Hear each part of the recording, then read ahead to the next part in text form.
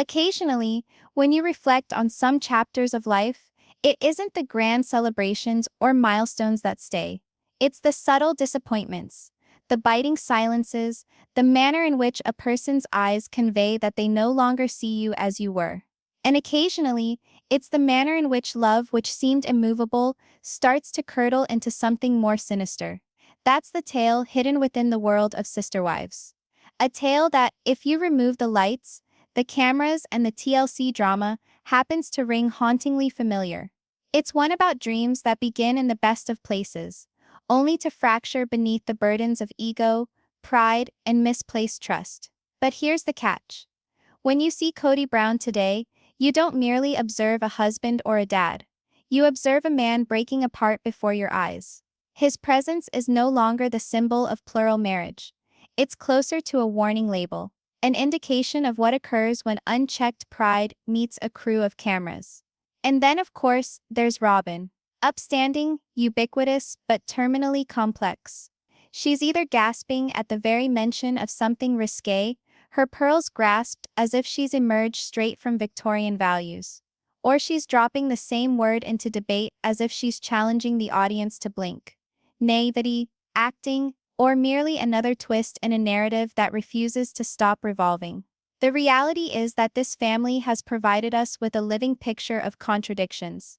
Betrayal and loyalty, love and resentment, hypocrisy and faith, all wrapped up in a knot. And for more than a decade, many of us have watched. Not because we subscribe to Cody's definition of family, but because we can't quite help ourselves from watching its breakdown. You might be wondering, why does this continue to matter? Why do millions continue to tune in, year upon year, to see a family break apart before our eyes? Perhaps it's because, amidst their mess, we recognize our own lives reflected back at us. Who hasn't been fooled by the wrong someone into trusting them with something valuable? Who hasn't been ignored, or silenced, or left to foot the bill as someone else lounged in ease? And perhaps for some of us, there's a little nostalgia too. Do you remember when family was sitting around one table, when money wasn't something squirreled away in LLCs, or behind the label fragile on a box? Do you remember when loyalty didn't need to be earned through obedience, but was just given because love was meant to be enough? Seeing this story play out, you can't help but wonder, how did it all get so far off track? Of course, the network is well aware of what it's doing. TLC realizes that we don't watch because of those moments of harmony. We watch because we're fascinated by the villains, the contradictions, the cringe that makes us hide our eyes but look through our fingers anyway. Cody and Robin have become near cartoonish figures in their roles, so odd, so unaware, that it crosses the line into tragic comedy. And yet, without them, the show would die. The rest of the family, Christine forging her own way, Janelle going about carving her own niche quietly, Meri hanging by a thread so fine are the beat. But Cody and Robin's turmoil is what ignites the spectacle. And then, of course, there's the money. Money always. It's one of those mysteries that gnaws at audiences the longer they stay with the show. Who was in control of it? Who gave up the most? Who quietly accumulated wealth as others struggled to get by? Because behind every manicured backyard and every gigantic portrait, there's an unstated reality: someone was paying the price. But this is where it gets juicy. This is not a television family indulging in questionable decisions. This is an illustration of how power operates. Within marriages, within families, within communities. It illustrates what happens when control is not distributed, when voices are muted, and when love is traded like money. And while the Browns may be extreme, the lessons feel disturbingly familiar. Perhaps you've been in a relationship where someone else handled all the money, and you believed in them, until you discovered too late it wasn't equitable. Perhaps you've hung around longer than you ought to have in a marriage that no longer brought you happiness, because leaving seemed more difficult than staying. Perhaps you've known someone you love place their allegiance where it shouldn't be, and you had to sit back and watch them pay the cost. That's what makes this tale significant, not only to sister wives enthusiasts, but to anyone who has ever experienced the burden of disappointment, betrayal, or misplaced trust. And so we settle in to watch, week after week. And what we're actually watching isn't television reality. We're watching life itself, expanded and distorted, yet still familiar.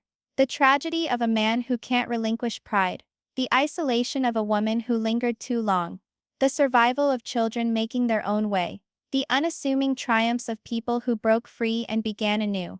Now, I must wonder, are Cody and Robin just living their truth however ugly it appears? Or have they become actors in a play they no longer direct, supported by producers who have a clear idea of what morsels of absurdity fuel the internet? Does Cody actually believe he's demonstrating his best self when he washes up his Mercedes to take kids to school? Or is he oblivious to how hysterically out of touch it appears? That's the peculiar beauty of the story. It doesn't need a script anymore. The comedy, the tragedy, the tension, it writes itself. And that's where our journey begins. Today, we're not just recapping episodes. We're peeling back the layers of pride, money, and misplaced loyalty. We're asking the questions Cody won't, pointing out the contradictions Robin can't explain, and reminding ourselves that behind all the noise, there are still people, wives, children, friends, who live this drama in real time. So grab a seat, because this isn't about one ego or one set of contradictions. It's about the way a family shattered under the burden of its own decisions, and why we can't look away. You know, sometimes it seems like the Brown family is more about maintaining a never-ending cycle of rules. And not only any rules, rules that appear to materialize out of thin air, applied solely when Robin feels like applying them.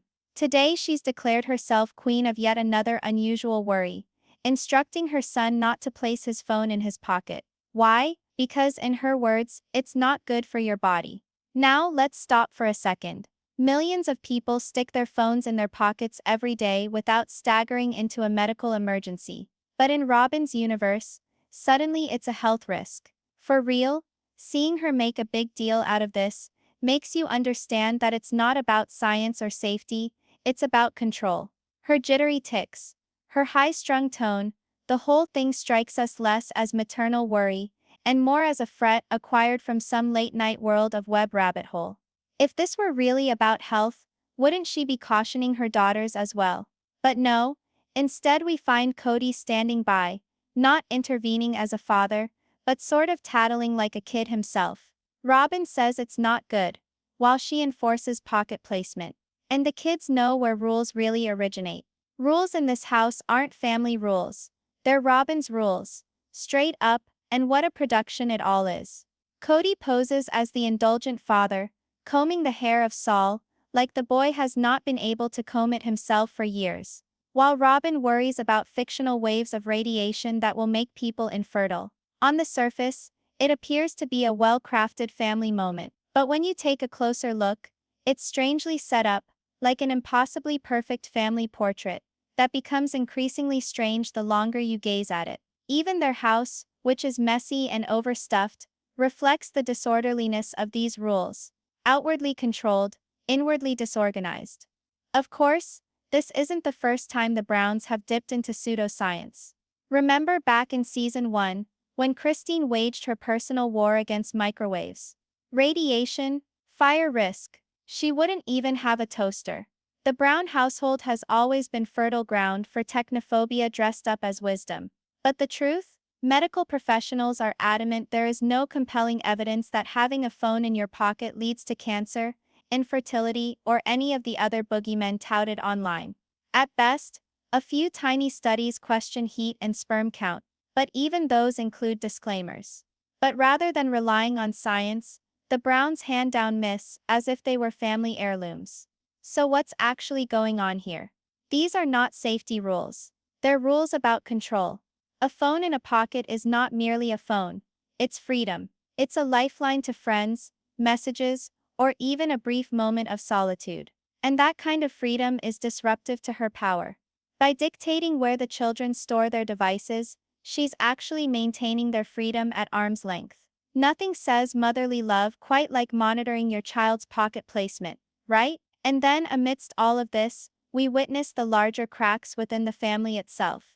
Janelle now discusses attempting to get a spiritual release from marriage, a type of divorce that enables her to advance in her faith. It's oddly appropriate termination for a relationship that was never really an equal to start with. I mean, after all, being spiritually tied or even legally wedded never assured equality in this family. Consider Cody's history. He's already eliminated Robin from claims to property when it benefited him, shut down ownership for Christine, and separated himself from anything that could encumber him financially. The marriage certificates and property deeds. They're always instruments he's employed to maintain power, never tokens of a true partnership. One of the most glaringly undercovered aspects of the Brown family story is how little the women themselves knew about contracts, property, and ownership. Again and again, they trusted the family instead of actual paper documents, and it left them perilously vulnerable. Even Christine's own book contradicts county property records, evidence of just how badly the paperwork was ever read and understood. The truth is straightforward.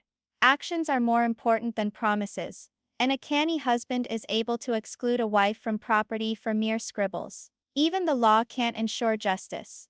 A verdict is of little value when debts are concerned, and the mantra is sung once and again: inform yourself, or be taken for a ride. Here's the irony: if polygamy were legal, it would likely begin to deconstruct itself. Why? Because legal legitimacy would transfer the balance of power from men who bank on women's lack of knowledge of their rights to the very wives and children they've gone to so much trouble to keep beholden. Once plural marriage ceases to be an instrument of male domination, its luster wears off in short order. And legalization wouldn't only impact family dynamics within the home, it would also destroy those silent perks relied upon by so many patriarchs, such as wives applying for welfare as solo moms, but remaining in the same house as the father of their children. If all income in the home is accounted for, that loophole closes. Families would be forced to confront reality, no longer doubling and tripling endlessly if you can't support the kids you already have. But there's the catch. Polygamy doesn't operate under reason or prudence. It's driven by dogma. The motto is always the same: bear as many children as possible, and rely on God, or the government, to clean up the mess. The early Brown family was a case in point. Their children often subsisted on stale bread.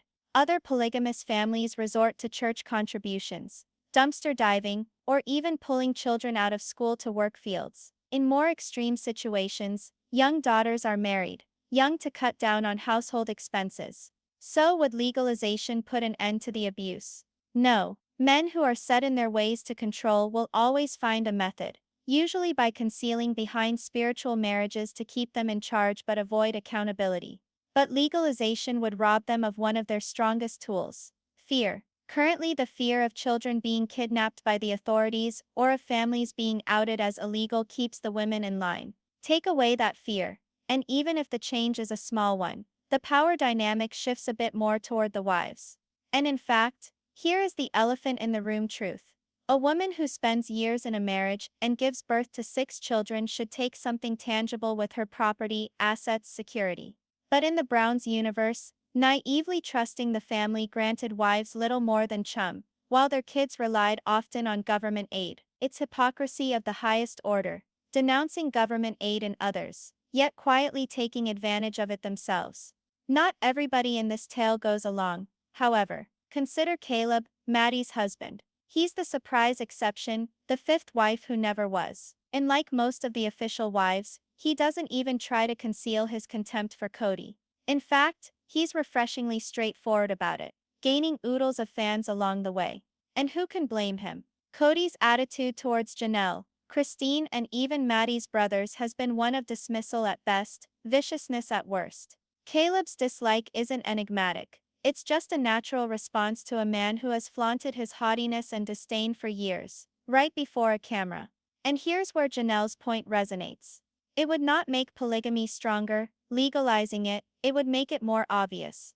Take away the clandestine, the welfare loopholes, and the religious scare tactics, and the entire system reveals its own inanity. Of course, TLC is aware of this as well. They can't be blind. They know that everyone hates Cody and Robin. Actually, the very same hate keeps viewers watching. But come on, seeing Cody disintegrate before our eyes isn't merely uncomfortable, it's sinister. The screaming, the vitriol, the frantic waving of arms. He isn't even a father figure anymore. He's a man losing it on television. By this time, Cody's on-camera presence is less reality television and more warning tale. He's a human public service announcement for what occurs when ego run wild meets up with a camera crew. And standing right next to him, Robin, the perpetually faithful sidekick, grasping her pearls one instant, then stumbling over the word sex the next, as if she's shocking Victorian society. By the time she's done, she can hardly even utter it, getting syllables tangled and eventually dropping to calling it that thing as though mere words might bring down civilization. And then, naturally, there's their dinner table conversation. On one occasion, the pair banter about licking their opponent's utensils. And let's just say, audience members nearly lunged for the remote. Uncomfortable only scratches the surface here. Cringe-worthy, without a doubt. The actual tragedy, however, is that there is no redemption here. Not even the tragic death of their son, Garrison, could activate legitimate reflection or transformation in Cody. If an event of that magnitude and destructive power couldn't break through his narcissism, nothing will. By his own previous advice, perhaps he and Robin ought to just go away. In the meantime, the rest of the family proceeds apace. Christine is flourishing in her independence. Janelle is forging her own path, and even Meri, still hanging in by the thinnest thread of narrative possible, is establishing her own voice. The kids, maturing and forging their own ways, offer the only genuine heartbeats remaining in the show. Otherwise, the series would flatline entirely. And yet, here's the twist. A spin-off about the more stable, earthy family members wouldn't be a hit. As soothing as it may be to think about, reality TV doesn't thrive on serenity or happiness. It survives on villains. And Cody and Robin have become precisely that. They've turned into caricatures so ridiculous, so monstrous, that audiences can't help but watch. They are the cringe factor in human form, insincere, strange, and perpetually unaccountable. So, here's the question. What in the world is TLC doing? Are they taking advantage of the audience's revulsion, or are they simply too obstinate to release their most divisive couple? Either point, the network understands the recipe: love them, hate them, or just plain hate watch them. The circus won't end, and neither, it appears, do the ratings. Then, just to put some extra spin on things, Robin throws in her own brand of revisionist history. Deadpan, she declares she has never lived monogamy. Cody and I never decided to live monogamy, she maintains. Quite the claim, given that her first marriage was indeed to an unmarried man, a union that lasted for almost a decade and resulted in 3 children. But it seems those years don't count. And then there is her go-to narrative, the notion that she was relentlessly pursued by eager-to-marry men. Robin says she rejected a string of suitors, each of them allegedly monogamous, and thus unsuitable for her calling. The way she describes it, you half expect to picture a queue of hopefuls waiting outside her window with boom boxes and engagement rings in hand, like something from a terrible romantic comedy. Her contradictions don't end there. If all these proposals really did come from church members, then rejecting them for refusing plural marriage is understandable, except that she also implies some weren't from the church in the first place. And if that's true, then her entire story collapses under its own weight. Arguably the most disturbing aspect of her story is the way she speaks about her former husband. She used to say he stole her purity, an outrageous claim that she made public, even to her children. The aim, apparently, was to portray their father as evil and herself as a victim, thus cementing her relationship with Cody's family. In fact, it showed her willingness to distort the past to make herself look better while bringing down someone else. In the end, all of these stories do one thing: they try to get Cody, and perhaps the audience, to believe that she's a prize that can't be resisted, that she was so wanted, so sought after, that Cody is lucky he got her. But the reality? Robin's stories don't withstand even a flicker of examination. Facts are less important when it comes to Robin's storytelling. What she provides is not truth. It's a skillfully constructed act meant to transform her into the perpetual victim, the eternal innocent, and above all, Cody's treasure. And here's the surprise. So much of what everyone describes as trolling from Cody and Robin isn't really clever plotting by any stretch. It's simply basic lack of self-awareness. The new episodes almost play with us. Are Cody and Robin trolling us? Or are the producers messing about with what they have? Take, for instance, the strangely intentional close-up of an overflowing junk drawer, crammed with yellow pencils, or the solemn introduction of vitamins. Yes, vitamins. Add in a doll silently staring from the corner, that garish $25,000 engagement portrait, and Robin's oddly stiff hair curl, and suddenly the whole thing feels like some secret inside joke for social media. Almost as if the Browns struck a deal with the internet. We'll keep the memes coming. But come on. Cody is not orchestrating satire here. The producers get that credit. They know just what will stir up the fans. Why else dawdle over fuzzy Mercedes logos, or focus on miscellaneous bottles in the pantry? They do not require Cody's assistance, only the occasional prod. Picture it, Cody proudly suggesting, "Why not film me driving the kids to school? Show everyone I'm just a regular dad." The producers, barely hiding their glee, agree, knowing full well that Cody behind the wheel of a flashy Mercedes convertible will read about as relatable as a yacht on food stamps. The reality is, most of what we witness isn't trolling at all. The pencils, school supplies, nothing more. The dolls, years old and stuck on the shelf forever. That giant engagement painting, purchased in sincerity, and not in irony. And Robin's hair curl? Occasionally a curl is actually just a curl. What appear to be secret messages are actually simply Brown's unusual sense of style, presented by production in the form of a highlight reel of silliness. Of course, that doesn't prevent the editors from leaning in. They're aware that fans enjoy searching for Easter eggs. Whether Christine sneaking in snarky jabs on social media, or Cody dipping his food onto the tip of his knife like some kind of medieval warlord. Sister Wives has turned into a game at this point. The Browns provide crazy behavior. The producers exaggerate it, and the viewers consume it. The punchline is not if Cody is trolling us. The actual joke is that he does not have to try. The humor writes itself. But when the laughter fades, we're left with the darker side of Cody's relationships, none more venomous than his treatment of Meri. His disgust for her goes far beyond the catfishing scandal. Deep down, it's about ego. Cody wasn't in the rotation. He wasn't the center of her world, and his fragile pride couldn't handle it. What makes this especially poignant is the contrast. With Christine, he's dismissive, nearly careless. With Janelle, it's almost like awkward buddydom. But with Meri, there's contempt. The question is, why? The solution lies at the beginning. Cody wanted Meri to be his perfect keep-sweet wife, obedient, unselfish, and eternally devoted. And what he found was a woman with opinions, wants, and needs of her own. A woman not so easy to manipulate. And for a man who feels that the world must bend to his will, that was unacceptable. Their marriage was tense from the start. The courtship was rushed, the union shadowed by drama, and before long, Cody's attention had already shifted toward Janelle. The timing was cruel. He even married Janelle on Meri's birthday, a decision so tone-deaf that Meri's own mother had to step in. Meri's anger at this chapter of her life was justified, but in typical Cody fashion, he rewrote the past. Instead of admitting to disrespect or betrayal, he reframed Meri's hurt as evidence of her unkindness and bad temper. In other words, her pain became his excuse. Meri refused to sit back quietly and accept humiliation. As the years went by, the cracks in her marriage to Cody didn't remain cracks. They grew into wide, hurtful chasms.